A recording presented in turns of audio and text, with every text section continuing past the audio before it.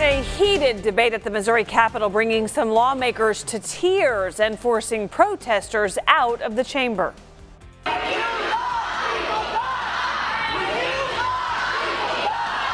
Chanting, "When you lie, people die." Today, lawmakers approved a bill to ban abortions at 8 weeks in Missouri. I think it's trash. I think that it takes away bodily autonomy. We are a pro-life state, and we are here to prove it. Missouri Governor Mike Parson says he will sign the bill in the next couple of days. He says he's been clear on his stance since the beginning of his term. I've been pretty clear where I've been from day one on right to life. As we've seen, we've just passed a piece of legislation here that you all know that what attention that's drawn all the way from this state to the national level. But I think that's important. I think that's showing Missourians' values. 41 Action News reporter Stephen Dial has been following this story all day. Yesterday, too, he spoke to lawmakers and protesters on this decision. Stephen, what's the latest? Krista, it was expected that this bill would pass, and it did, but today was full of anger, even tears before that vote passed. From the moment the 8-week abortion ban was brought to the House floor, I am a woman. It is my body. It is my choice. emotions ran high. For more than an hour, lawmakers on both sides told personal stories surrounding the topic of abortion. We now have the ability to inform people like me and the unfortunate person that had to go through that horrific medical procedure to kill a baby. To the women of this state and the women up here, I'm sorry.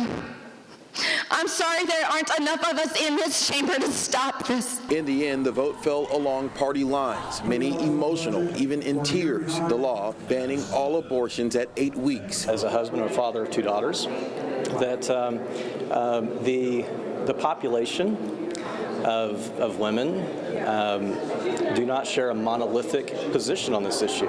We have higher unemployment but lower income. We have 50.7% of our children on free and reduced lunch because they're poor. So if we care about life, we should care about the quality of those children's lives. At one point, protesters were removed from the House chamber. I did it yesterday, I did it today, I will keep doing it as long as I have to. We talked to women who traveled an hour, even 2 hours, to make their voice heard. It's also important for those who are on the other side to see that we see them and we see what they're doing, and we will come for their seats. Exhausted that we have to keep doing this, but obviously we have to keep doing this. The decision by Missouri lawmakers could play into the conversation about forcing the Supreme Court to revisit Roe v. Wade. Republican Doug Ritchie says that is not why he voted for this bill. My vote was not looking at the national conversation. My vote was looking at the fact that I believe this bill, by itself, if nothing ever happens with Roe v. Wade, saves lives. Governor Parson had an end of the session press conference, but there was no bill signing today. He will sign the bill, but that date is yet to be set. Reporting live from Jefferson City, Stephen Dial, 41 Action News. All right, thank you, Stephen. Now, this bill bans abortions from the 8th week of pregnancy onward.